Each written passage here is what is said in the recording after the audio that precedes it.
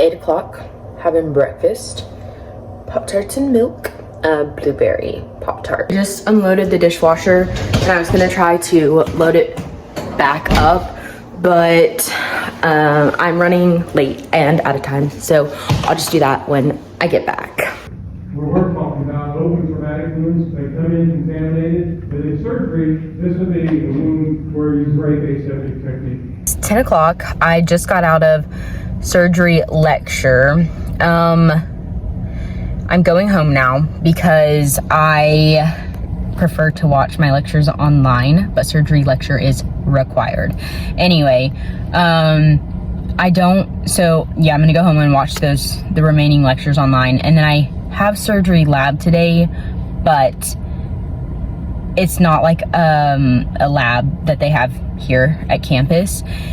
We go home, we do modules, and I think the modules for this week are like instrument ID and maybe proper scalpel like technique. So using correct technique and learning how to do correct pressure. I think that's what I've got to do this week. But anyway, I'm gonna go home and work on that. It's 10:40, so for toxicology, we have to do these discussion posts, and if you do it 50 times over the 8-week course, then you get an additional like 60 bonus points. So in order to do that, I basically have to do it like 2 times a day. So anyway, I do it at 10:48 a.m. and 10:48 p.m. So I just, someone asked a question, one of my like peers asked a question, and I went and responded to it. So we just got done learning about like chocolate intoxication in dogs, so the methylxanthines, and he was asking, because methylxanthines, which is in chocolate, and it's the toxic component, if they ingest that, it causes hyperexcitability and like tachycardia, so increased heart rate. But then if they ingest cannabis, then like THC cannabis, they have depressed CNS. So they might have a slowed or decreased heart rate. And he was asking if they ate like pop brownies, if the side effects would kind of like balance out. I tried to do some research. I didn't find a lot of like good sources, but I found possibly that they would. But the THC typically wears off faster than, not typically, the THC will wear off faster than the toxins from chocolate. And so, yeah, it will for a little bit, but probably not long enough. So you'd still have to treat for the chocolate intoxication. So I'm starting my surgery modules. It's right now just all this information about scalpel blades, scalpel handles. So like the different types of scalpel blades, what they're used for.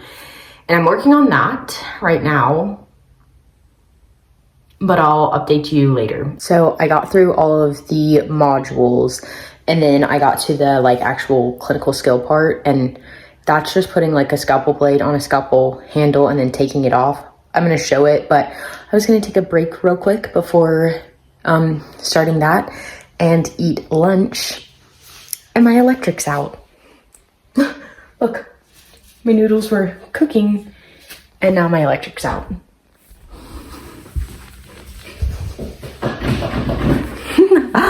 And it's because they're outside working on it. Anyway, I'm hoping it's not out for very long because I can't do like anything because my internet won't be working. Anyway, so electricity is still out. So I think I'm gonna have to switch up my schedule some because I've kind of just been sitting and waiting for like 30 minutes and it's still not back on. So I'm gonna move some things around so I'm not just wasting time. I had it on my schedule to do like dishes, trash, take out the trash, and then like go for a walk. So while I don't have any electricity, I think I'm gonna do that stuff, and then hopefully in about an hour, when I'm done with all that, it'll be back on.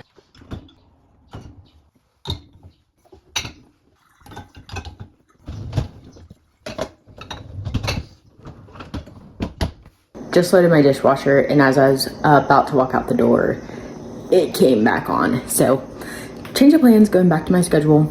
So I'm finishing making my lunch, and then gonna go back and work on my surgery modules. My noodles are ruined.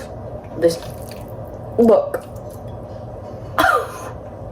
They're overcooked and disgusting looking, because they had to just sit in semi-warm, semi-cold water for an hour while my electricity was out. Anyway, they look disgusting, but I don't want to just waste the noodles.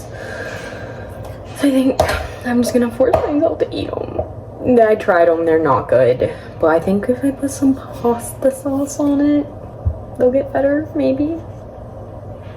I added some pasta sauce to it and some cheese.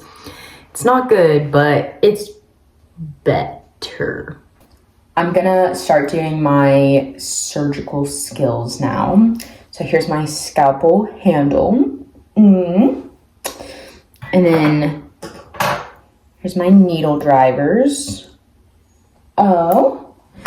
And then here's my scalpel blade, and it's in there. You can see it. Okay, so we're supposed to do this with like a partner, as if the partner was like a tech or surgery assistant, and then we're the doctor. But I don't have a partner with me right now, so I'm kind of just gonna do it as both. Anyway, so we're supposed to have the other person pretend to be like the tech or the surgery assistant, and so then they're gonna open the package like that, and they're not gonna touch the surgical blade. And then, so this is the part now where I'm gonna step in. So they're gonna expose it like this, and then the doctor comes in and they will grab the you can't really see it, sorry, let me move this flap so you can see better. Okay, so then they're gonna come in and they're gonna grab, so this is the blade side and this is the spine side, the side that's not sharp. And then there's this little hole, which is gonna slide into the notch of the scalpel handle. So you're gonna come in and you're gonna grab the spine side, the non-sharp side, right above this notch.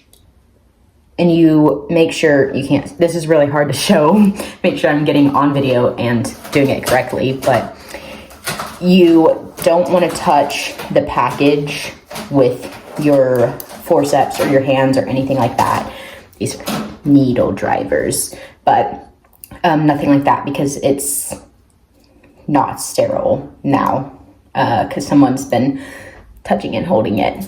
Anyway, so you come in and then you're gonna grab, not touching the package, pull out, so blade side, non-sharp side. And then you take your scalpel handle and you see here there's a notch, or like a little place where you're gonna put it, and they'll fit and they'll lock together. So this curves down, this curves down. So then you're going to make sure it's curved down with curved down, and they're gonna go together. And you take it, oh, this is kind of hard to show on camera. Okay, so then you're gonna take it, you're gonna start to slide it on, and there's these, there's this slit in the side there that the slit in the scalpel blade is going to slide into and lock into. So that, and you want the scalpel blade pointed away from you. And so then you take it, slide down, you'll hear the click, the lock. It's all locked together, ready to be used. And then, same thing, you're going to want to keep the scalpel blade pointed away from you. By the way, don't ever grab the blade side with your needle drivers because then that can dull the blade. But anyway, so you grab it like that. Then for taking it apart, disarming it, you will grab the opposite side of the blade and down at the very bottom, and you'll pull up so that it will lift away. You can see right there, it's lifted away from the scalpel handle, and then you just will push forward, pull off. You might have to wiggle a little bit because it kind of gets stuck, and now you've got your disarmed scalpel handle, scalpel blade. Yep, so I'll show it all together real quick, just for my purpose and yours. So we'll pretend a tech comes in, they're gonna open it, they're gonna expose the blade, they don't touch it.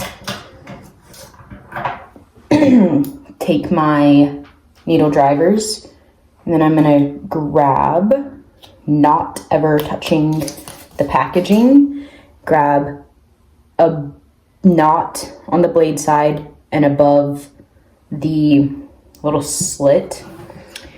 Take my handle, slide it on, hear the click, it's locked. Take it off, pull it apart, take it apart. And that's it. And then you would put your scalpel blade into the sharps container, and that's it. So now I've done that clinical skill. Woo! 1 o'clock now. I'm just gonna go through a little bit of my anesthesiology Quizlet. I have 251 terms to get through.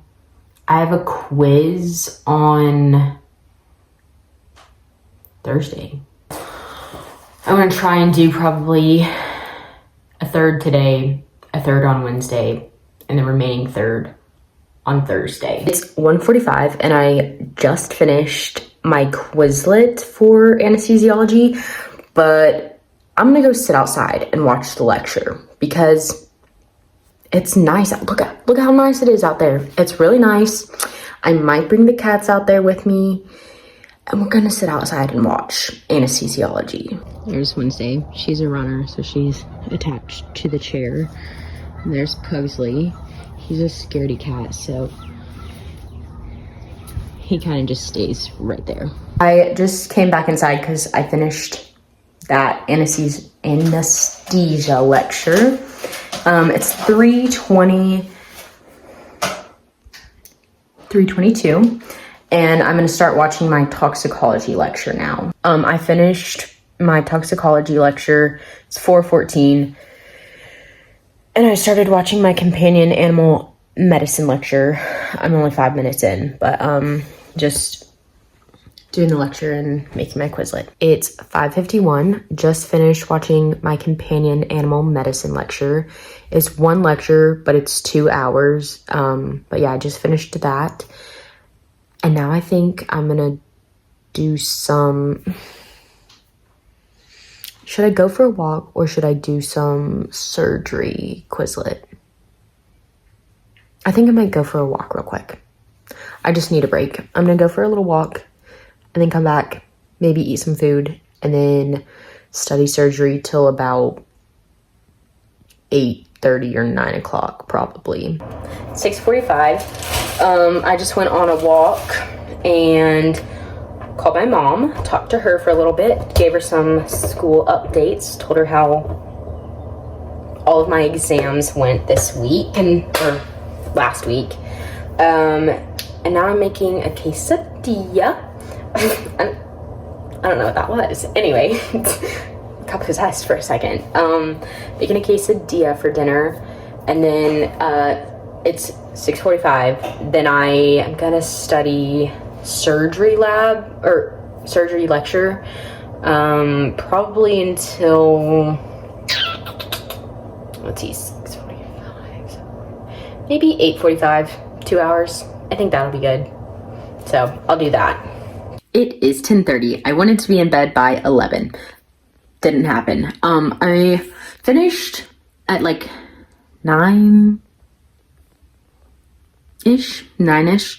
I'm going over my Quizlet, but then one of my friends called and we were talking on the phone. So did that for 2 hours, and I'm getting ready to go take a shower. And then I have one more discussion post to do, but I can't do it until 10:48. And then I'll be done for the night. I just finished reading, and it's midnight now. So I'm gonna call it a night. Thank you so much for watching. I hope you enjoyed, and goodbye.